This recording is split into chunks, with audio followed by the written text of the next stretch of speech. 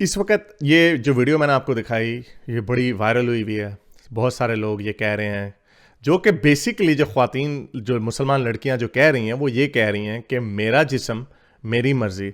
और यही वो वजह है कि आपको बहुत सारे पाकिस्तानी मुल्हिदीन जो हैं, और इवन के जो मुल्हिदीन नहीं हैं, जो लिबरल मुसलमान हैं, वो भी कहेंगे इस लड़कियों के हिजाब या बुर्का पहनने के हक की तायद में बात करेंगे। उसकी वजह सिंपल हमारी यही है, यही हम मुसलमानों को समझाते हैं कि आपने अगर बुर्का पहनना है, हिजाब पहनना है, और आपने अगर जीन्स पहननी है, जो पाकिस्तान में ये जो इधर तो अल्लाह अकबर के नारे लगा रहे हैं, जो इन्होंने यूनिवर्सिटियों में बैन किया लड़कियों को अपने कपड़े, अपना ड्रेस कोड देना, तब ये कहते हैं कि जो यूनिफॉर्म है हमने वो यूनिफॉर्म रखना है, हमने फलाने तरह के कपड़े नहीं रखने। तो यही आर्गूमेंट वो जो इंडिया के जो हिंदू हैं, जो हिंदुत्वा के लोग हैं, वो यही आर्गूमेंट रख रहे हैं कि भाई ये तो यूनिफॉर्म है सारों का। अब इसमें प्रॉब्लम दोनों तरफ के लोग गलत क्यों हो जाते हैं, और फ्रांस को ये इतना बुरा भला क्यों कहते हैं। पहले मैं आपको सेकुलर स्टेट का मतलब समझा दूं। इंडिया एक सेकुलर स्टेट है। सेकुलरिज्म का मतलब रिलीजनिज्म नहीं है कि हम इस रिलीजन की तायद करते हैं। सेकुलरिज्म का मतलब है कि हमने कोई रिलीजन का पार्टी नहीं बनना, हमने किसी रिलीजन को दूसरे रिलीजन के ऊपर फोकियत नहीं देनी। उस पॉइंट ऑफ व्यू से अगर आप वो पॉइंट ऑफ व्यू अपनाएंगे तो उसमें आपका पॉइंट ये होगा कि आपने कि हर तरह के रिलीजियस सिंबल्स बैन कर दिए, जो कि फ्रांस ने किया। उन्होंने टर्बन भी बैन की, उन्होंने जो क्रॉस होता है जो बच्चे पहनते हैं वो भी बैन किया, और उन्होंने फिर हिजाब भी बैन किया। लेकिन वहाँ पे सबसे ज़्यादा शोर किसने निकाला? मुसलमानों ने मारा कि भाई वो जी हमारे हकूक़ ख़राब कर दिए। जबकि अपने मुल्कों में ये यही काम करते हैं कि आपको फलाने कपड़े नहीं पहने थे। यूनिवर्सिटियों में फॉर एग्जाम्पल अगर किसी लड़की ने जीन पहननी है वहाँ पर, तब ये कहते हैं हमारा इस्लामी मुल्क है। तो इस तरह अगर वो इंडियंस कह दें कि हम हिंदू राष्ट्र बना रहे हैं, तो आपको क्या तकलीफ है? वो हिंदू राष्ट्र बनाएंगे कि अगर वो अपने घूंघट सबके ऊपर फर्ज कर दें। अगर क्या पाकिस्तान में अगर कोई, अव्वल तो आप उसको मुर्तद को रहने नहीं देंगे, लेकिन अगर कोई लड़की तंग आके ये कह देती है मैं नहीं, जाओ भाई मैं मुसलमान नहीं हूं, मैंने जीन्स पहननी है यूनिवर्सिटी में, तब भी आपको तकलीफ होगी।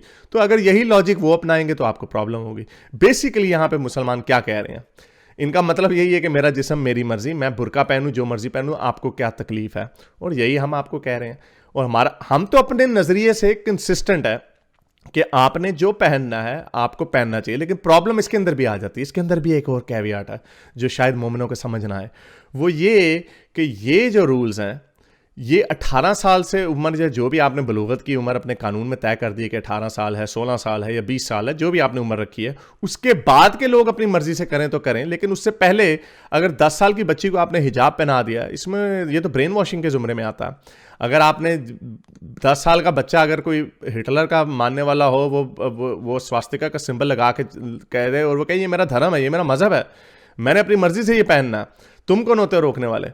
तो इसलिए स्कूल इसकी इजाज़त नहीं देगा। लेकिन स्कूल उसकी इजाज़त इस बेस पे नहीं देगा कि हमने सारे रिलीजन्स को हटा दिया। इसकी एक एग्जांपल देता हूँ। भी ऑस्ट्रेलिया में एक वाकया हुआ था। एक बच्चा, वो किरपान सिख लोग रखते हैं, तो उनको इजाज़त थी इस बात की कि आप किरपान एक छोटी सी लेके जा सकते हो। उस लड़के की लड़ाई हुई किसी के साथ, तो उसने वो किरपान से उस लड़के को, गोरे बच्चे को उसने मार दिया। उससे जान से नहीं मारा, उसने उसको मारा, किरपान मारी। तो उन्होंने क्या किया जी, बैन कर दिया ये सब कुछ। अब ये फोर्स, और वहां पे ये आर्ग्यूमेंट रखा गया कि आपने हमारा ये रिलीजियस सिंबल, अगर एक बच्चे ने गलत काम कर दिया तो इसका मतलब सारे सिख बच्चे तो नहीं करेंगे, लेकिन उन्होंने ब्लैंकेट रूल बना दिया कि नहीं, अब हमने किसी को किरपान रखने की इजाजत नहीं देनी। लेकिन वो भी लॉजिकली एक प्रॉब्लम है कि आपने फिर अगर रिलीजियस सिंबल की बेस के ऊपर रखना है तो आपने उसको बैन आपको करना पड़ेगा, सारे सिंबल्स को। फिर वहां पे मोमिनीन पंगा खड़ा कर देंगे कि आपने हमारे हिजाब को बैन कर दिया। मेरी राय इसके ऊपर यह है कि बच्चों को, कोई बच्चे को ये नहीं कहता कि आप सफेद फार्म परस्त बच्चा है, ये कैपिटलिस्ट बच्चा है, ये कम्युनिस्ट बच्चा है, ये लिबर्टेरियन बच्चा है, कोई नहीं ये कहता, क्योंकि बच्चे बच्चे होते हैं। बच्चों को इस ब्रेन वॉशिंग से दूर रखा जाता है। उसी तरह मजहब के ऊपर हम लोग चुप कर जाते हैं कि नहीं, ये बच्चा मुसलमान है, ये बच्चा सिख है। और बच्चे को पता ही नहीं कि जो 10 साल का बच्चा है, 12 साल का बच्चा या बच्ची है, क्या उसको पता कि दुनिया के बाकी मजाहिब क्या है? ये सैंक्शनड, हमारी सोसाइटी के सैंक्शनड ब्रेन वॉशिंग है कि हम उसको, ये मजहब के नाम पे तो हम उसकी ब्रेन वॉशिंग कर सकते हैं, लेकिन अगर हमने उसको हिटलर का परस्त बनाना है या हमने उसे उसामा बिन लादेन का परस्त बनाना है तो हम उसको इसकी इजाजत नहीं दे सकते। ये कहना बड़ा प्रॉब्लमैटिक है कि मजहब के पीछे कोई भी छुप सकता। अगर कल को कोई कह दो, और अमेरिका में इस तरह के अक्सर कल्ट्स आते रहते हैं, वो कहते हैं हमारी रिलीजियस फ्रीडम है, जैसे वो 7 डे एडवेंटिस्ट हैं या मेरा ख्याल जो भी उनका ग्रुप का नाम है, वो कहते हैं कि हमने ब्लड की ट्रांसफ्यूजन नहीं करनी। तो इस तरह बहुत सारे बच्चे मर भी जाते हैं, लेकिन स्टेट ने फिर उसको बैन कर दिया अमेरिका में कि आपको मज़हब की आज़ादी के मतलब ये नहीं है कि आप बच्चे के ऊपर भी वो मज़हब थोप दें। बच्चा 18 साल के बाद होता है तो ठीक है, आप बच्चों के खतने कर देते हैं, उस बच्चे से पूछते हैं आप कि भाई आपने खतने करवाने हैं या नहीं करवाने।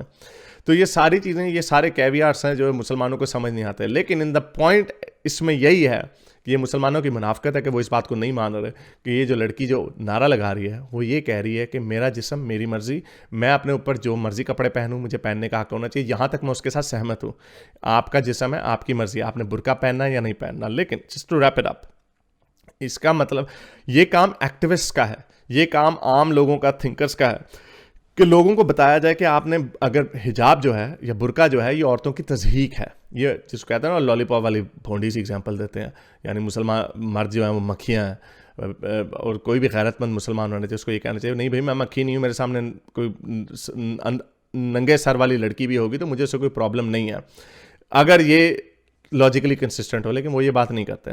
तो इसलिए स्टेट का काम ये नहीं है, स्कूल्स का काम ये नहीं है। स्कूल्स फिर भी वैसे कर सकते हैं, लेकिन अगर करना है अप्लाई तो आपको अक्रॉस द बोर्ड अप्लाई करना पड़ेगा। यही वजह है कि आपकी इसके ऊपर बड़ा सख्त रद्द-ए-अमल आ रहा है, और आना भी चाहिए कि आपने हिजाब या बुर्का तो बैन कर दिया है, लेकिन आपने बिंदी बैन नहीं की, आपने वो हिंदू लोग वो कलावा पहनते हैं वो बैन नहीं किया, आपने टर्बन बैन नहीं की। अब टर्बन के ऊपर जो सिखों की पगड़ी है उसके ऊपर इतना स्ट्रॉन्ग आर्ग्यूमेंट है कि सिख लड़कों को ब्रेन वॉश करके कोर्स किया जाता है कि आपने पगड़ी पहननी है। आपको अगर पगड़ी नहीं पहनेंगे तो उन बच्चों की पिटाई भी होती है। मैं ऐसे सिखों को बहुत सारों को जानता हूं जिन्होंने अपनी दाढ़ियां मुंडवा दी, पगड़ियां उतार दी, उनके साथ 3-3 साल उनके माँ बाप ने बात नहीं की, उनको ऑस्ट्रेसाइज कर दिया। तो फिर आप टर्बन भी एक सिंबल ऑफ ऑपरेशन है, उसको भी बैन करें। इसीलिए मेरी नज़र में आपने बच्चों को अगर ये मैसेज देना है कि बच्चे बच्चे हैं, इंसान के बच्चे हैं, सारे बच्चे बराबर हैं, जब 18 साल से बड़े होंगे तो अपने जो मर्जी ड्रेस कोड पहनना है वो पहने। लेकिन मुसलमानों की मुनाफकत इसमें यह है कि औरों को तो ये अपने कपड़े नहीं पहनने देते। जैसे मैंने आपको एग्जांपल दी, पाकिस्तान की यूनिवर्सिटियों में, बहुत सारी यूनिवर्सिटियों में बैन कर दिया, लड़कियां तंग कपड़े नहीं पहन सकती, जीन्स नहीं पहन सकती। भाई उसका जिस्म उसकी मर्जी, जैसे आपकी हिजाबी निकाबी बुरके वाली औरत की का जिस्म और उसकी मर्जी, और आई सपोर्ट दैट। मेरे इस नेक काम को जारी रखने के लिए मुझे पेपैल या पेट्रियन पे जरूर सपोर्ट कीजिए ताकि मैं अपना पैगाम ज़्यादा से ज़्यादा लोगों तक पहुंचा सकूं।